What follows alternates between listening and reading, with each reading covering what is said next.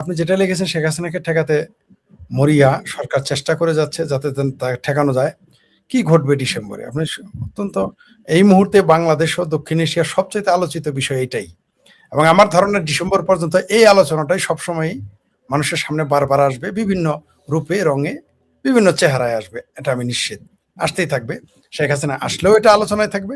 শেখ হাসিনা না আসলে তো আলোচনা আরো বেশি হবে। কোনো সন্দেহ নেই। অবশ্যই তিনি আসবেন। সেজন্যই তো তাকে ঠেকানোর চেষ্টা করা হচ্ছে। সরকার তাকে ঠেকাতে পারবে বলে আমি মনে করি না। কারণ এই ৫ মাসে মাঝখানে কমপক্ষে ৪.৫ মাস আছে। এই ৪.৫ মাসে দেশের অর্থনীতির যে এমনিতেই দেশের অর্থনৈতিক অবস্থা ভঙ্গুর, একেবারে এবার ভাঙচুর হয়ে যাবে। মানে চূর্ণ বিচূর্ণ হয়ে যাবে। তো আপনি যত কিছুই বলেন, আপনি আমাকে যতই পছন্দ করেন, কারণ পেটে যদি ভাত না থাকে, আপনি আমার কথা শুনবেন না। কারণ পেটের ভাত না থাকলে মায়ের আঁচল ভালো লাগে না, প্রেমিকার চোখ ভালো লাগে না। পেটে ভাত না থাকলে বটবৃক্ষের ছায়া ভালো লাগে না। পেটে ভাত না থাকলে সুমধুর বাঁশির সুরও ভালো লাগে না। তো আপনি পছন্দ করতেই পারেন, আপনার পছন্দের একটা সরকার আপনি আনলেন, বা একটা গোষ্ঠী বা একটি দেশ তার পছন্দের সরকার আনলো, সেটা নির্বাচিত হোক, অনির্বাচিত হোক, বা ষড়যন্ত্র করে হোক, সরিয়ে একটা সরকার সে স্থাপন করলো। জনগণ কি চায়? জনগণ চাইবে তার স্বার্থ রক্ষা হয়েছে কিনা। তার কি স্বার্থ? তার পেটে ভাত আছে কিনা। তার কি স্বার্থ? তার চাকরিটা হচ্ছে কিনা। তার কি স্বার্থ? দেশের শিক্ষাটা পাচ্ছে কিনা। তার কি স্বার্থ? আইন শৃঙ্খলা ঠিক আছে কিনা। তার কি স্বার্থ? দেশে বিনিয়োগ হচ্ছে কিনা। তার কি স্বার্থ? বিদেশে বিনিয়োগ হচ্ছে কিনা। এখন আপনি এগুলোর যদি সবগুলো যদি কিছু কিছু করে করেন, আপনার জবাব থাকবে। সবগুলো যদি একটাও না হয়, আপনি কি জবাবটা দেবেন? কারণ আয়নাতে তো আপনার চেহারাতে যখন আপনি নিজে যখন নিজের আয়নাতে নিজের চেহারা দেখবেন, তখন তো এটা কোনো উত্তর দিতে পারবেন না। এই বাংলাদেশের মানুষ, আপনি জানেন যে প্রতি মুহূর্তে, প্রতিদিন কর্মক্ষেত্র সংকুচিত হয়ে আসতেছে, রপ্তানি সংকুচিত হয়ে আসতেছে, আইন শৃঙ্খলার চরম অবনতি ঘটতেছে। পাশাপাশি দেশে একই সাথে বেকারত্ব এবং জঙ্গিবাদ ও মৌলবাদ বৃদ্ধি পাচ্ছে। আপনি জানেন যে মালয়েশিয়া থেকে অলরেডি উগ্রবাদী চিন্তা চেতনা প্রচার করার কারণে ফেসবুকে বিদায় করে দিয়েছে। মিডল ইস্ট থেকে বিদায় করে দিচ্ছে এবং আরো দিবে। আর মিডল ইস্টের যে যুদ্ধের দামামা চলছে, সেটা তো থামার নয়, এটা চলমান। এই যুদ্ধের দামামা, দেশের অর্থনীতি খারাপ, সব মিলে আপনি আমি আমার দেশকে কিভাবে রক্ষা করব? আপনি যতই আমাকে ভালোবাসেন, আমি যখন দেশের কোনো সেক্টরে আমি উন্নয়ন করতে পারবো না, চাহিদার মিনিমাম শর্তটুকু পূরণ করতে পারবো না, মিনিমাম চাহিদার যা তাও পূরণ করতে পারবো না, তা আমাকে কেন আপনি রাখবেন? কারণ এই দেশটা তো কারো পৈতৃক সম্পত্তি নয়, রাজা বাচ্চা নয় যে আপনি জরুরি। রাজা বাচ্চাদেরও তো মানুষ মানবে না। দেশের অর্থনৈতিক পরিস্থিতি খারাপ হলে মানুষ রাজা বাচ্চার বিরুদ্ধে বিদ্রোহ করে। আর এটা তো একটা স্টেট, যেখানে গণতান্ত্রিক রাষ্ট্র, গণতান্ত্রিক ব্যবস্থা, সেটা আপনি গণতন্ত্র মানেন না মানেন, মুখে তো অন্তত বলতে হয়। একটা সময় তো এখানে বিদ্রোহ করবে মানুষ। শেখ হাসিনা এত উন্নয়ন করলো, এত অর্থনীতি, চাকরি বাকরি, ব্যবসা বাণিজ্য, ফ্যাক্টরি থাকলো, আপনি তাকে পছন্দ করলেন না, তাকে উচ্ছেদ করলেন। তো এই সরকারকে বুঝলাম আপনি খুব ভালোবাসেন, খুব প্রেম করেন, কিন্তু কয়দিন? ওই যে আবার বললাম, পেটে ভাত না থাকলে প্রিয়ার সুন্দর চোখ আর ভালো লাগবে না, গোলা মনে হবে। মায়ের আঁচল ভালো লাগবে না, বটবৃক্ষের ছায়া ভালো লাগবে না, চাকরি না থাকলে বাঁশির সুর আর ভালো লাগবে না। তো বাংলাদেশে তা ঘটছে। তো তারেক রহমান যত বড় বংশীবাদক হোক, পেটে ভাত যদি না থাকে, আপনার বংশীবাদন তো আমি শুনবো না। জামাতে ইসলাম যতই কোরআনের আয়াত শোনা, কোরআনের আয়াত দিয়ে তোর পেট ভরবে না। সরমনের পীর সাহেব যতই ওজিফা শোনা, ওজিফা দিয়ে তোর পেট ভরবে না। মানুষের তো পেট ভরতে হবে। তো মানুষের যখন পেট ভরবে না, তো পিঠে তো সইবে না তাদের, তখন তারা বিদ্রোহ করবে। আর সেই কারণে শেখ হাসিনা আসবে, তার আগমন আপনি ঠেকাতে পারবেন না। আর যেটা বলেছেন ডিসেম্বরে কি ঘটতে পারে, ডিসেম্বরে অনেক কিছু ঘটবে, যার জন্য আমরা প্রস্তুত নেই।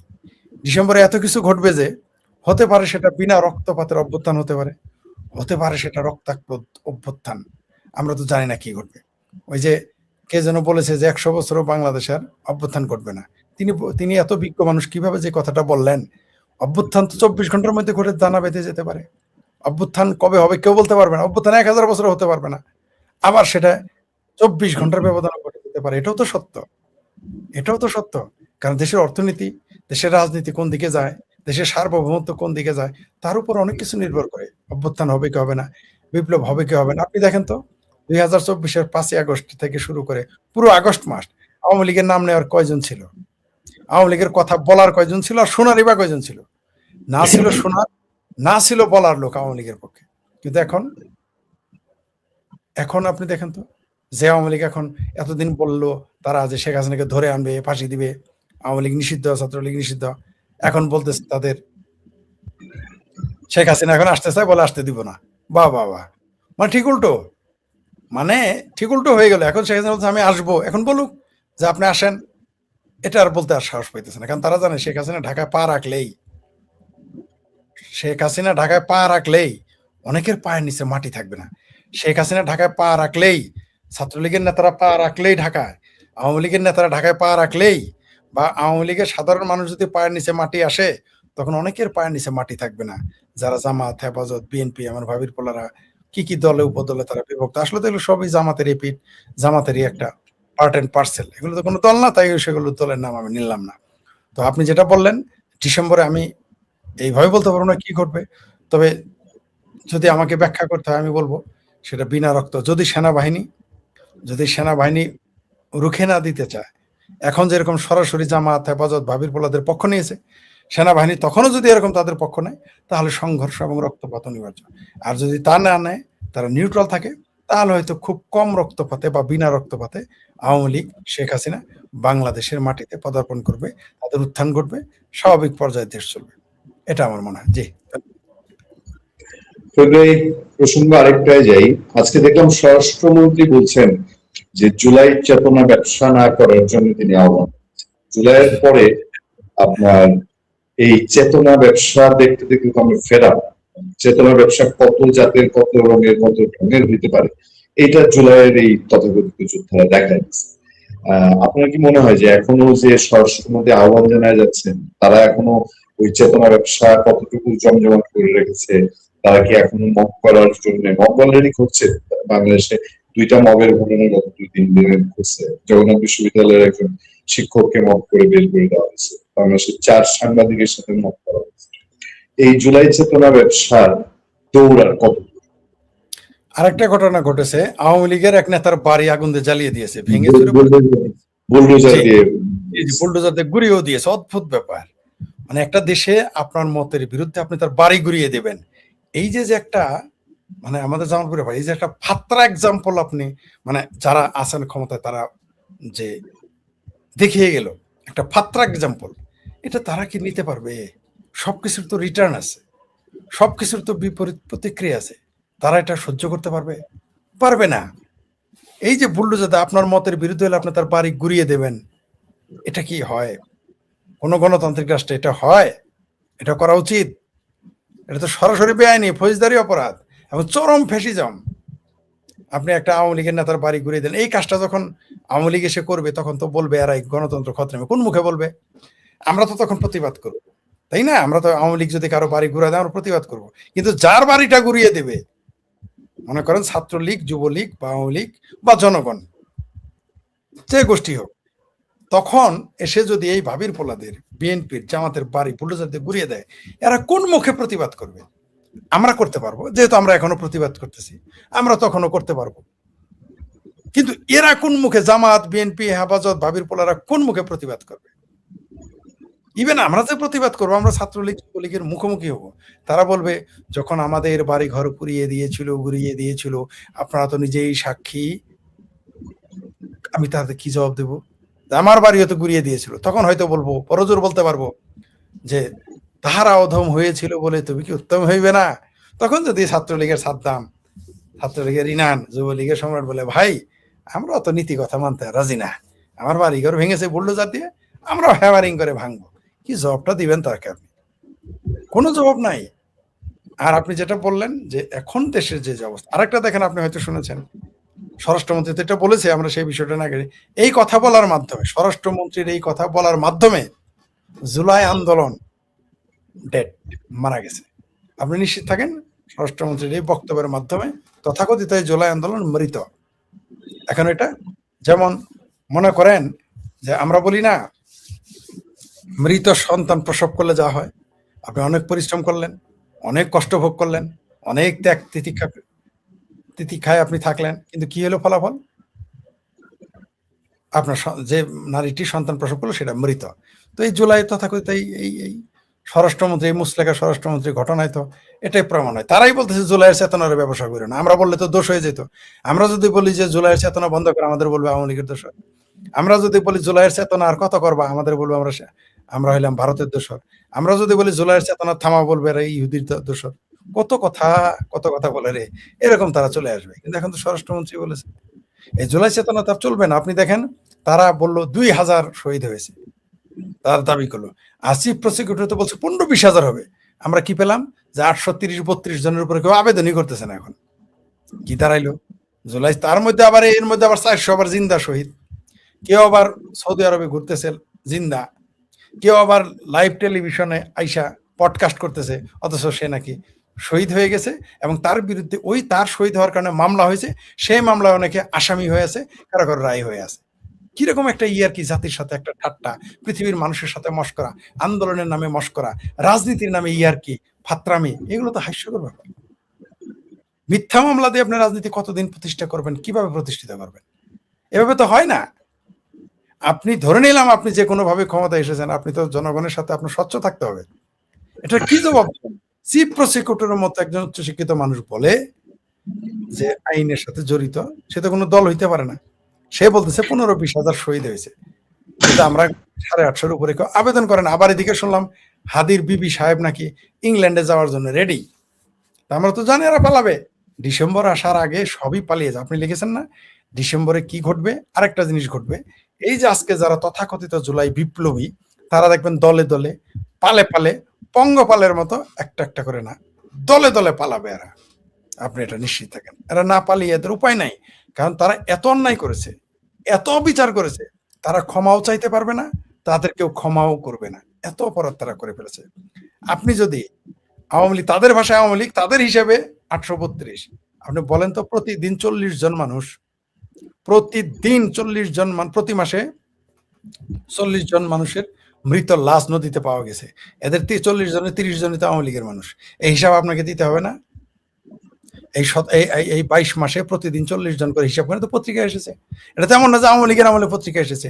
এই তারেক রহমানের মুসলেকা সরকারের আমলেই পত্রিকায় এসেছে যে প্রতিদিন ৪০ জন মানুষ মারা গেছে, পানিতে ভাসিয়ে দেওয়া হয়েছে, এবং এর অর্ধেকই তাদের কোনো বেওয়ারিশ লাশ হিসেবে কবর দেওয়া হয়েছে। এরা কারা? এরা একদিন বেরোবে, এরা সব আওয়ামী লীগের মানুষ ছিল, এরা মুক্তিযুদ্ধের পক্ষের মানুষ ছিল। এগুলো হিসাব তো আপনাকে দিতে হবে। এই দেশের পুলিশকে দিতে হবে, পুলিশের আইজিপি কে দিতে হবে, এই দেশের গোয়েন্দা প্রধানকে দিতে হবে, এই দেশে যারা এই মুহূর্তে সরকার চালাচ্ছে তাদের সরকারি দল হিসেবে তাদের হিসাব দিতে হবে, সরকার হিসেবেও তাদের দিতে হবে, রাজনৈতিক দল হিসেবে ওগুলো হিসাব দিতে হবে। ডিসেম্বর থেকে সেই হিসাব দেওয়া শুরু হয়ে যাবে। আপনি দেখেন, আপনি যদি এই কথাটা বলেন যে ডিসেম্বরে জুলাইয়ের চেতনার ব্যবসা বন্ধ করো, আপনি এই এলাকায় থাকতে পারবেন না। আপনি যত ক্ষমতাধারী হন, এই কথা বলে আপনি টিকতে পারবেন না। ঢাকায় হয়তো এসে আপনি থাকতে পারবেন, আপনি এলাকায় আপনি থাকতে পারবেন না, বা এলাকায় থাকতে পারলে ঢাকায় থাকতে পারবেন না, আপনাকে পাকড়াও করবে। কিন্তু ঘটনা তো সত্য। জুলাইয়ের চেতনার ব্যবসা আমরা কি দেখলাম? একজন তো তার জুলাইয়ের চেতনা, তার ১ জুলাই শহীদের মা আবেদন করেছে তার বাপের যে তার জুলাইয়ের যে ভাতা সেটা যেন বন্ধ করে। কারণ কি? এই জুলাইয়ের চেতনা টাকা না, সে বিয়ে করতে গেছে, হাঙ্গা করতে গেছে। মানে কত রুচি নিম্নমানের হলে এটা হয়। পাশাপাশি আবু সাইদের বাপ কি বলেছে? আবু সাইদের বাপ বলেছে সেই পুলিশকে ফাঁসি নিয়ে তাকে যেন ২টা ফ্ল্যাট দেওয়া হয়। মানে চিন্তা করে দেখেন আপনি যে জুলাই চেতনা কোথায় নিয়ে গেছে। আমরা সেই জন্য শুরু থেকেই বলেছিলাম যে এটা জুলাই চেতনা ছিল। জুলাই চেতনা আবার কি? আপনি বলেন তাদের কোনো আদর্শ ছিল কিনা?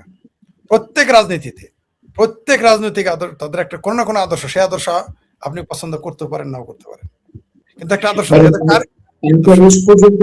৫ আগস্ট পর্যন্ত তো আমরা কোনো চেতনার গল্প শুনি নেই। আমাদেরকে তো তখন চেতনার গল্প শুনেছেন। তখনকার চেতনা ছিল মুজিবের বাংলায় বৈষম্যের ঠাঁই নাই। কে বলছে? তখন মুজিবীয় চেতনা ছিল, এরাই মিছিল করেছে। তখন চেতনা ছিল তোমার আমার ঠিকানা পদ্মা মেঘনা যমুনা। যেই না ৫ তারিখ হয়ে গেল, তোমার আমার ঠিকানা হয়ে গেল লাহোর করাচি। যেই না ৫ই আগস্ট ঘটে গেল, তোমার আমার ঠিকানা তুরস্ক পাকিস্তান, তুরস্ক পাকিস্তান বদলে গেল। যেই না ৫ই আগস্টের ঘটনা ঘটে গেল, তখন ওই যে বৈষম্য, মুক্তিযুদ্ধের মুজিবের বাংলায় বৈষম্যের ঠাঁই নাই বলে স্লোগান দিয়ে তারা বঙ্গবন্ধুর বাড়ি ৩২ নম্বর বাড়ি ভাঙলো।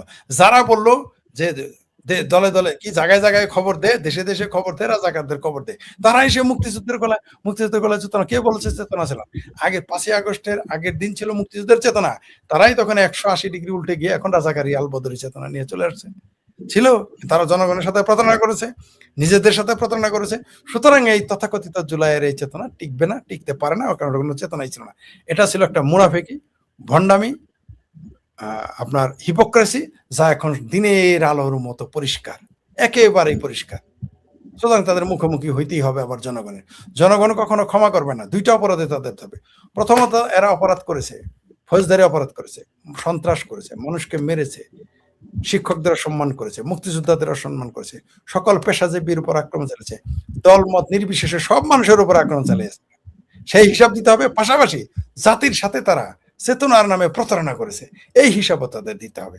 সেই সাথে বিদেশি শক্তিকে বাংলাদেশের ভূমিকে ব্যবহার করার অনুমতি, বন্দর দিয়েছে, করিডোর দিয়েছে, এগুলোর হিসাব দিতে হবে। অসম চুক্তি করেছে, এগুলোর হিসাব জনগণের কাছে দিতে হবে। জি, আপনার এই জুলাই চেতনা নিয়ে পরে আবার আমরা আলোচনা করবো। আপনার চোখে পড়েছে নিশ্চয়ই যে একটা মিছিল হয়েছে প্রেস ক্লাবের সামনে, ব্ল্যাক জুলাই, জি, কালো জি, কালো জুলাই। হ্যাঁ, জি, জি, জি। এগুলো তো এখন এখন দিনকে দিন তো মানুষ মুখ মুখ খুলতেছে জুলাই নিয়ে।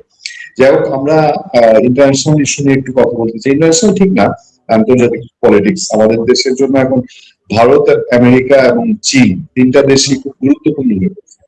তারেক নিঃসন্দেহে। রহমানের সরকার এই 3 দেশকে কিভাবে মেনটেন করবেন, এইটা অনেকেই প্রশ্ন করে। আপনার কাছে কি মনে হয়, তিনি কি 3 দেশকে একসাথে খুশি রাখতে পারবেন? তিনি প্রথমত তো চীন সফর করলেন, এখন আবার সৌদি আরব সফর করবেন, দাওয়াত পেয়েছেন।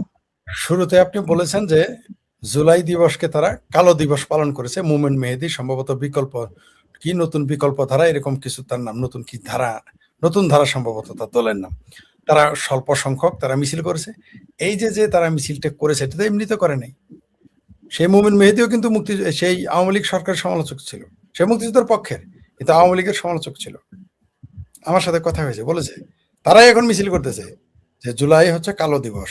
কেন? কারণ তাদের কাছে স্পষ্ট হয়ে গেছে যে এই জুলাই আসলেই কালো। কারণ হচ্ছে যে অর্থনীতিকে ধ্বংস করেছে, রাজনীতিকে ধ্বংস করেছে, গণতন্ত্রকে ধ্বংস করেছে।